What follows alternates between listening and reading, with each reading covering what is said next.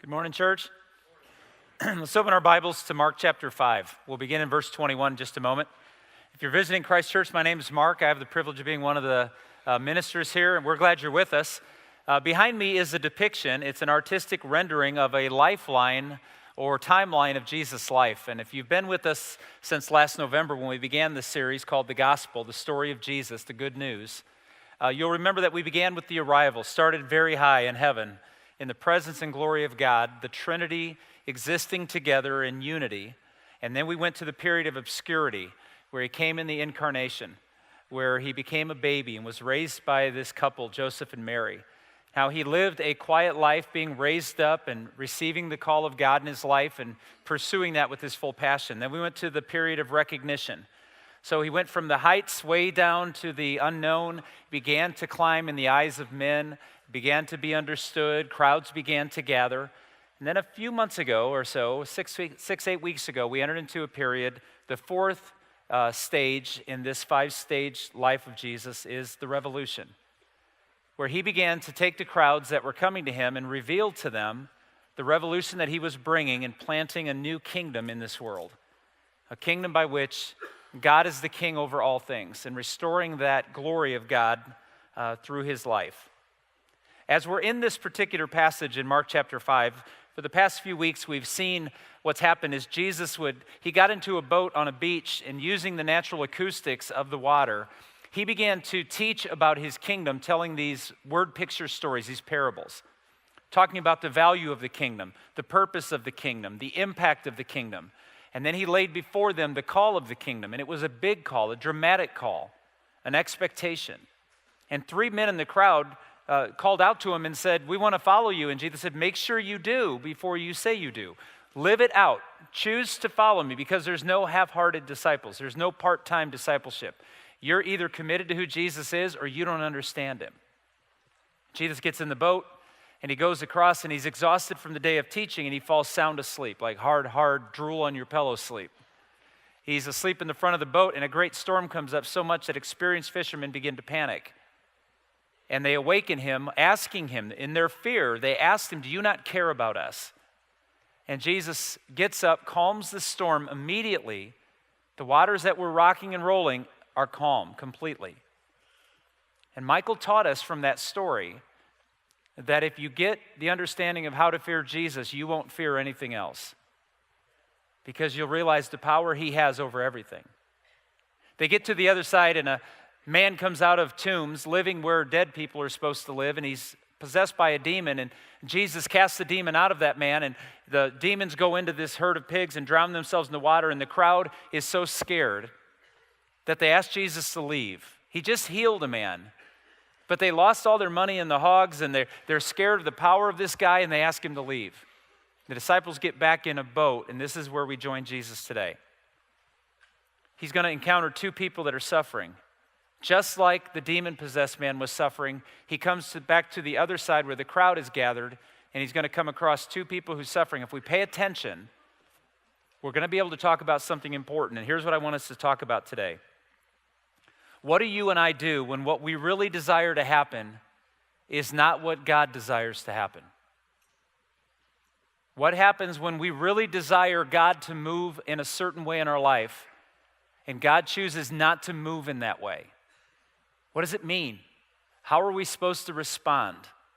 Because today we're going to meet two people who Jesus didn't do exactly what they wanted him to do in a certain degree, or what they expected him to do, and what are we supposed to do? I want to give you 3 points of theology, 3 biblical truths to hold on to today as we walk through this. The first is this: our faith in Jesus is an answer to our every fear. This is what we've been learning now for the 3rd week through this passage in Mark 4 and 5 and a section of Matthew 13. And today we're even going to jump into Luke chapter 8 is another parallel passage where Luke records this same incident. Let's begin in verse 21 about how faith in Jesus is an answer to every fear.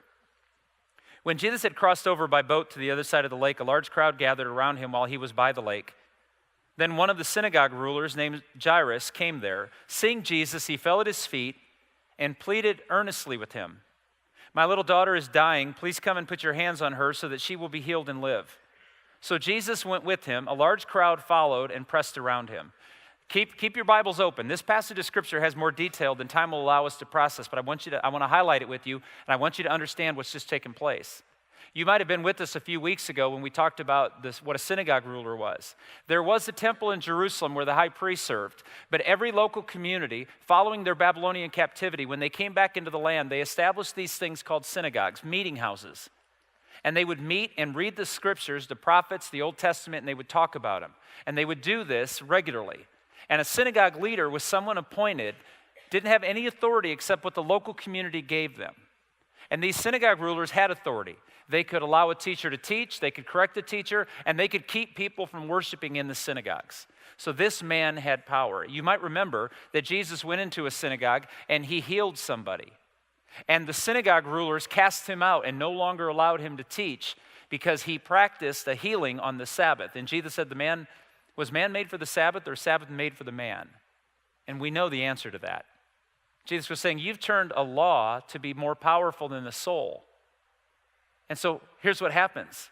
A man named Jairus, who I believe had probably seen Jesus because he knew who Jesus was enough to come to him when he's hurting. But this was a synagogue ruler who would have cast Jesus out of his synagogue, but now instead of being a person of power, he's just a hurting dad. He's suffering. His 12-year-old girl, his 6th grade daughter, is dying.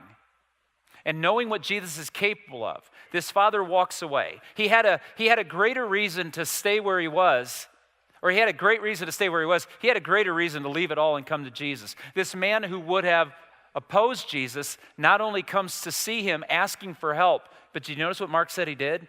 He fell down in a position of humility in front of Jesus, where in the eyes of the people, he had more authority than Jesus. He forsakes all that authority. He loses his place, and he falls on his knees. Why? Because he stops being a proud man, because he's a desperate man. And to be honest with you, that might be the most important sermon I preach to some of us today. It's time to stop being a proud person and realize what a desperate person you truly are without Jesus. And what do we do when that happens? We fall on our knees before him. Now, Jesus could have said to this man, he could have said, hey, it's too late. I've been in your synagogue before and you had nothing to do with me. You know what I was capable of, and now that you have a need, now that you're desperate, you need me, go. Jesus could have done that, and we all would have gone, fair enough. But do you notice that Jesus isn't cruel? He's kind, he's good. What does Jesus do? When the man falls and says, my daughter, she's suffering, and I'm suffering because my daughter's suffering, Jesus, with a heart of compassion, immediately goes with him. Now, I use this expression all the time, and some of you may think when I use the personal pronoun my that I'm owning him, but doesn't that sound like our Jesus? There's so many times I read the Bible and I go, that sounds like the guy I'm trying to follow.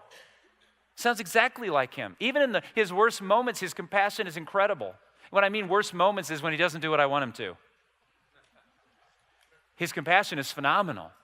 This man comes and he falls, and he's scared. You see, when Jesus comes, if we place faith in him, he will remove our fears. Every single one of them. So Jesus has the man get up, and they begin to walk together. 2 men that never walked together are now walking together, and they're returning to this man's home to heal his daughter. And then the second biblical truth comes out of the story. Our faith in Jesus is an answer for those in shame and isolation. That Jesus has a solution to the shame that we're going through, and this is a unique case, but the isolation is clear. Look at verses 25 and 26 with me. And a woman was there, this woman in the crowd, who had been subject to bleeding for 12 years. She had suffered a great deal under the care of many doctors and had spent all she had, yet instead of getting better, she got worse. Now Luke, as I told you, in Luke chapter 8, Luke records the same story, and it's fascinating because y'all remember what Luke did for a living? He was a doctor. And Luke says they tried everything they knew to do. Can you imagine? Doctors, when they read this text, have speculated that this is probably a vaginal hemorrhage. So for 12 years, cramping and hurting and bleeding, and we think that physically that would be enough to make you say she suffered. But let me add to it something that we in America wouldn't understand, that in the days of Jesus was as clear a social, suffering as anybody would go through. Because she bled and they were fearful of the blood, it made her unclean, ceremonially unclean. And so here's what she couldn't do. She couldn't go into the synagogue and worship her God with fellow believers. She would have had to stay outside. She would have been outcast.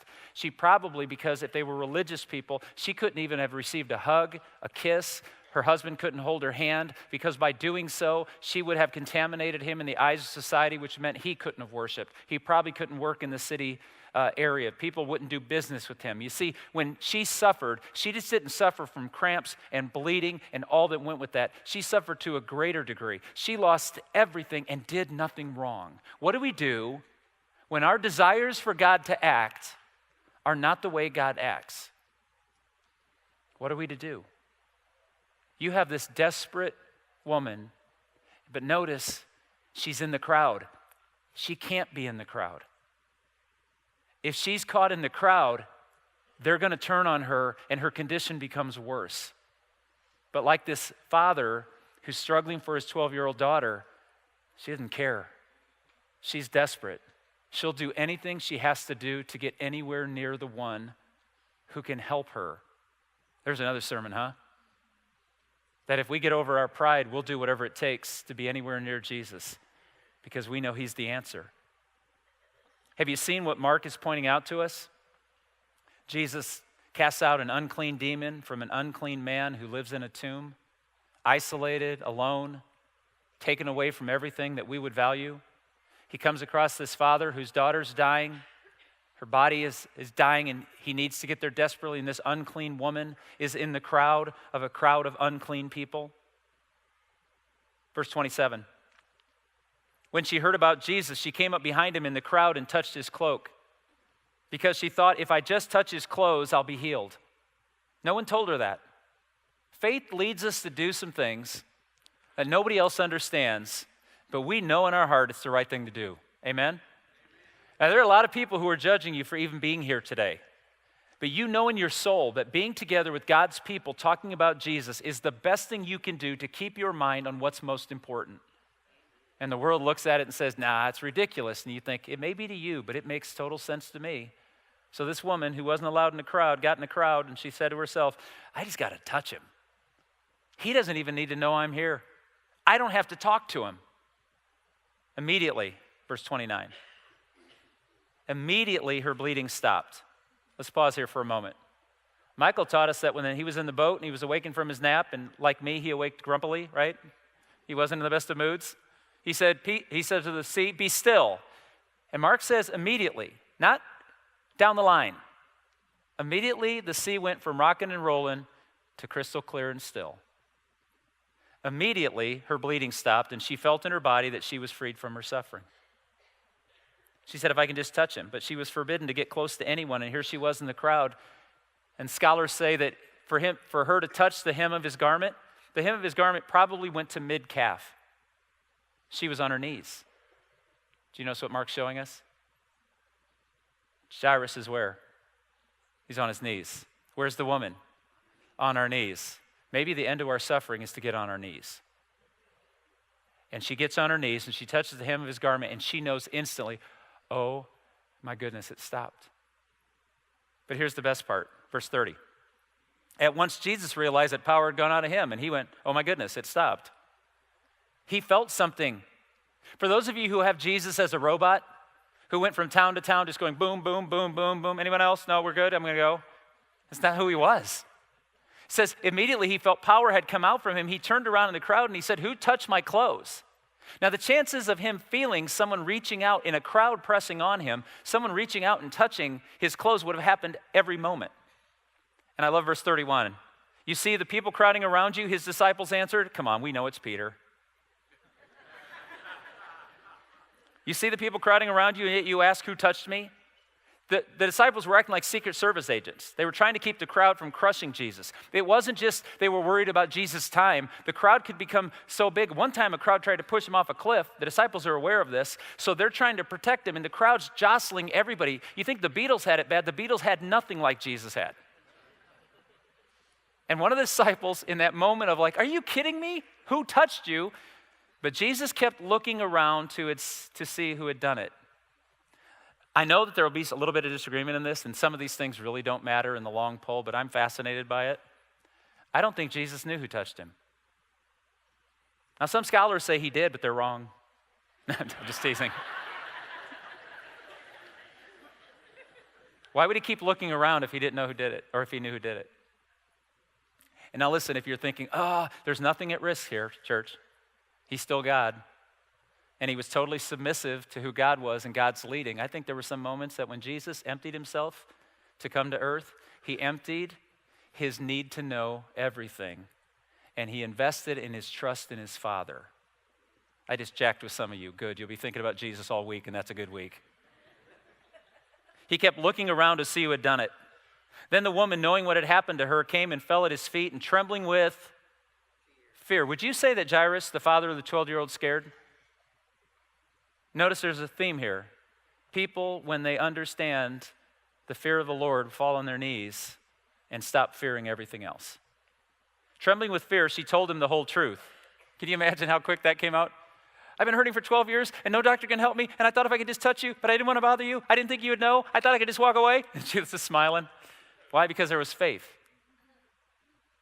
He said to her, daughter, your faith has healed you. Go in peace and be freed from your suffering. This is the only time in all of Scripture that Jesus called anybody daughter. And you might go, that's cute. No. This isn't a sweet Hallmark moment, church. For 12 years, no one's held her hand. For 12 years, no one's hugged her. For 12 years, no one's been there with her and been comforting and compassionate. Everybody was protecting their own interests by staying away from her, and Jesus said, my daughter. Think that mattered to her? Remember, she was scared on her knees in front of this man she touched without permission, and by touching him, she made him what? Unclean? And he looked at her and he goes, my daughter, stand. And then if you translate it literally, I'm told it says this, go into peace. He doesn't say just go in peace. He's not like, hey, we're cool. I like what you did, pretty gutsy. He looked at her and he said, go into your peace. Your suffering is over. So Jesus comes to acknowledge our fear and to remove it. He comes to see our shame and isolation and remove it. Thirdly, our faith in Jesus is an answer for those threatened by death. So if maybe you don't think you have fear, or maybe you don't think you have shame and isolation, I promise you got this one. Because I've never met a single person who's like, yeah, I want to die. Most people are like, yeah, I want to die when I choose to die after I've spent all my money and done everything I want to do. Then I might be willing to go somewhere else. But what about those who, even in this room today, are dealing with the death that's closer than they ever imagined it could be? And it hurts. Here's what I'm going to tell you as your friend. It does threaten us. And it should, because death is a punishment. But what do we do when our desires for God to act aren't the way God desires to act? Verse 35. While Jesus was still speaking, some men came from the house of Jairus, the synagogue ruler. Your daughter is dead, they said. Why bother the teacher anymore? Can you imagine the pain of that dad? His 12-year-old, 6th grade daughter's gone. He'd done everything he could and it wasn't enough. He didn't get there fast enough. Jesus got delayed with this woman. This woman had lived her entire life. She could be healed later. She wasn't risking dying. She was just in pain. If Jesus had just focused and he'd just come with this dad, they could have fixed everything. If he just would have made my desires his.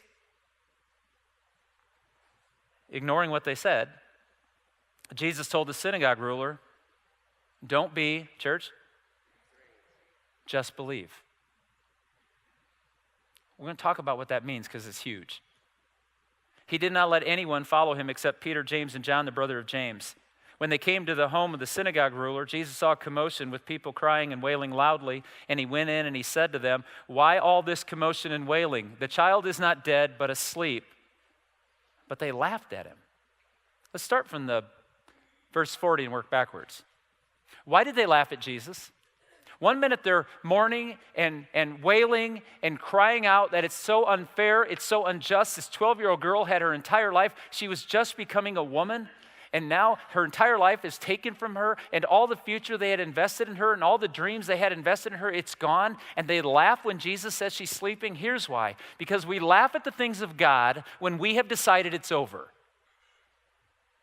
And they had said, she's dead, it's too late. Because they didn't know who he was. Let me quote my friend Michael. When you realize how scared you ought to be of Jesus, you won't be scared of anything else. And they were more scared of death than the power of Christ. So they laughed. Jesus said, she's just asleep. We think, no, she's dead. She has no pulse. She's literally dead. She's not just like in a coma. She's not sedated. She's dead, but he says, you don't understand. Death is but sleep where faith is present. So the Bible seems to believe that when you and I die as believers, really believing in the power of Jesus Christ, it's like fading into a deep sleep and waking up in a much better place. It's like waking up where there's no more Mondays, where baseball's always being played, it's always 70 degrees and the hot dogs are free. There we are, church. You're with me now, right? And you say, I have to walk through this dark door and it scares me. What's on the other side? Jesus said, no.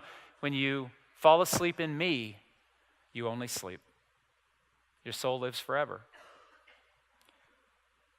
He looks at the Father, he says, don't be afraid because death gives us reason to fear. But he said, just believe. Believe that God knows what he's doing. Believe that when your desires aren't met by God's desires, that your desires can wait. That even though it's hard, that God's desires are better. Death is not what it threatens to be when belief and faith are present. Look at verse 40. And he put them all out. He took the child's father and mother and the disciples who were with him, and he went into where the child was. And he took her by the hand. Clean people don't touch dead people. But Jesus does. And he said to her, Talitha cum, Aramaic. I've always wondered, because I think things like this, and I shouldn't. Why did he write Talitha cum when it really means, little girl, I say to you, get up? Why didn't Mark just say, Jesus said, little girl, get up? Because Mark gave us the Aramaic expression, and it's been translated in most English translations as little girl. And then I read something that made my tail wag, and this is what it is. What he said in Aramaic was, little lamb, get up. Sweetheart. Doll. Baby, get up. That sounds like my Jesus, doesn't it? He's not like, all right, get up. You're just asleep. No, he said, hey, the great shepherd said, little lamb, get up. And she did. And he touched her. And immediately the girl stood up and walked around. At this, they were completely astonished. Mark, I think we probably would have figured that out on our own, wouldn't we have? They're always like, awesome. But you have this moment. And what are we to learn from this? Why did Jesus do what he did? Be careful. He didn't stop every death from happening, did he? So don't think that what he did was raise this little girl from the dead so that she could get back to living, because she would still suffer pain. She still would suffer hardship. She still would live in a broken world, and she would eventually die again. It's like when Jesus walked in the room, why did he touch her? Why did he do this in front of the parents? He gave back this girl to her parents, but I don't think you and I should say that if we believe, and this is the question of the morning, I don't think we should conclude that if our desires, if by faith we desire what we want, then God has to do what we desire. No, our faith makes us desire what God wants, not what we want. So what do we do when our desires don't match God's desires? We change our desires. And we start trusting in the one. Why did he raise this girl from the dead, and why did he heal this woman? Why did he do all of this? He wanted us to learn something from this. He healed this woman and he raised this child in order that we might have a new view of sickness and death. That even when we suffer, our suffering is not forever, even if it feels like it's been forever. 12 years of the suffering this woman went through physically, socially, and emotionally. And when Jesus healed her, there was no question about why did it take you so long. She went into peace. And she saw that God is able. This little girl was raised as an example. And I love that he says to her, little lamb, arise. And she gets up I always love the story of Lazarus. He's outside the tomb and he says, Lazarus, come forth. And you know what preachers love to tell you about that, right? He had to say, Lazarus, come forth, because if he would have said, come forth, every grave would have emptied. He's got that much power. Lazarus walks out. Jesus touched her. You see, Jesus is able to meet the suffering of your heart even when all the resources you thought you needed weren't there and didn't work. See, the little girl ran out of time. Time doesn't limit God. She's already dead. It's too late. It's not too late with God. See, there's a powerful lesson for us to get here. The woman touched him, and Jesus should have been unclean, but was he? No. He touched the little dead girl. He should have been unclean, but was he? Nope. Because Jesus is all powerful. Jesus is all holy. Demons couldn't alter him. Sickness couldn't alter him. Death couldn't alter him. So what are we scared of? If death backs down and demons back down and nature backs down and disease backs down, what are we facing that Jesus isn't greater than? When we understand who we are to fear, we will fear nothing else. Whoever you are and whatever you've done, however dirty, disgusting, and defiled you think you are, however past the point, how many tombs you've lived in and you think you're dead and as good as dead and even physically struggling right now with your health, please understand this. Jesus will make you clean because he promised to if you will place your faith just in him. And some of us will be healed on this side of death and still die. And others of us will not be healed and die. But death has no power over our faith. We will fall asleep and awaken in a better day. When suffering, crisis, trauma, and tragedy occur, it's possible to respond in fear. It's proven better to respond in faith. And there's a picture. Most of you know I like food, and I like it a lot. Have you noticed back here in the text something interesting happens? Verse 43. He gave strict orders not to tell anyone about this, and he told him to give her something to eat. That sounds like my Jesus. She gets up and walks around. He says, give her something to eat. So let me ask a question, parents. When your child's been sick, how do you know they're getting better? They get hungry. How do you know your kids are really sick? When they won't eat. Especially when you make them their favorites. And they're like, no. You're like, uh-oh. This isn't right. She died. He called her back to life. He said, give her something to eat. It's a foreshadowing of Revelation chapter 19, when Jesus comes back and sets all creation back in order and the new heaven and the new earth is established. And what's the first thing we're going to do, church? Eat. The great banquet. He's going to gather us around the banquet, and he's going to feed us the best of the best of the best, and we're going to celebrate because we were sick and we were dying and we were broken and we were suffering, and he called us back to life, and the first thing we're going to have is a hunger again for all the good things Jesus offers. Let me close this way, because all of those stories are cool unless you're suffering right now. And you're asking yourself the question, what if my desires don't match up with his? Do I have to live my life this way forever? Some of you identify with the older woman. You say, I've had a lot of pain for a lot of years. I've asked God for years and years. No one can help me. No one can end my suffering. And I'm discouraged and I'm broken. Fall on your knees to him. And one day, as he's promised, maybe not this day, but one day, as he's promised, he is going to free you of your suffering. Touch him, and your blood stops flowing. Touch him, and his blood starts flowing for you. Do you see what he did there? He didn't become unclean. He just traded her blood flow for his. And on the cross, what he did was cleanse her from her being unclean, and he totally healed her. Some of you identify with the parents. It's not you that's suffering. It's someone you love desperately. We have all, unfortunately, most everyone in this room has walked away from a funeral service of someone we valued so much, loved so much, and needed so much, and we had to try to figure out how to live our lives in their absence. Jesus didn't answer your prayer to heal them. But do you believe he still healed them?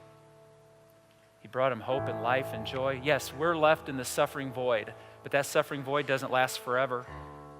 For those of us who know someone who's suffering right now, who can't feel the love of God and won't draw near to God, do you know you can be Jairus? You can fall on your knees in front of God today on their behalf and plead with God to see and to speak and to take his presence to them. God wants nothing more. Jesus didn't come to earth to be located in this one geographical spot. He came to earth so that his spirit could move and he could bring healing and end suffering throughout the world. He does it through people like you and I who fall on our face in prayer, asking Jesus to come with us to see someone who's hurting. And did you notice that just as he cast out the demon on the other side of the lake, and he cast the evil demon out, he called the spirit of this young girl back. Wherever her spirit went when she died, and the Bible's vague on that, but her spirit wasn't in her because she was dead. Wherever her spirit was, the creator of her spirit, Jesus himself, called the spirit back into that girl, and she stood up to life.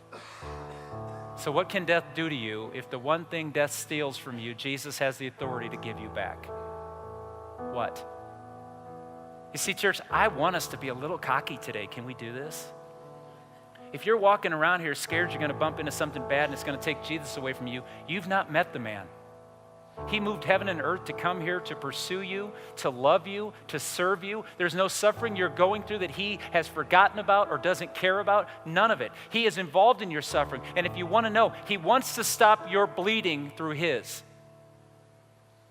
He wants to take the spirit that's been stolen from you and restore it by the authority of his voice. The woman was healed and the child was healed because somebody went by faith to Jesus and offered themselves on their knees, reaching out, desperate, no longer proud, scared of his power, not scared of the threat. That sounds like the Jesus we ought to worship this morning, huh? Sounds like the Jesus every one of us ought to follow. And you sit here wondering, can he be trusted? He's good. He'll get up immediately and go with you. And your suffering may last longer than you ever wanted to, but it won't last forever. By his power, he'll calm the sea. He'll cast out the demons. He'll heal the body. And he'll restore life. That's our Jesus. That's the one we worship. Let's stand together.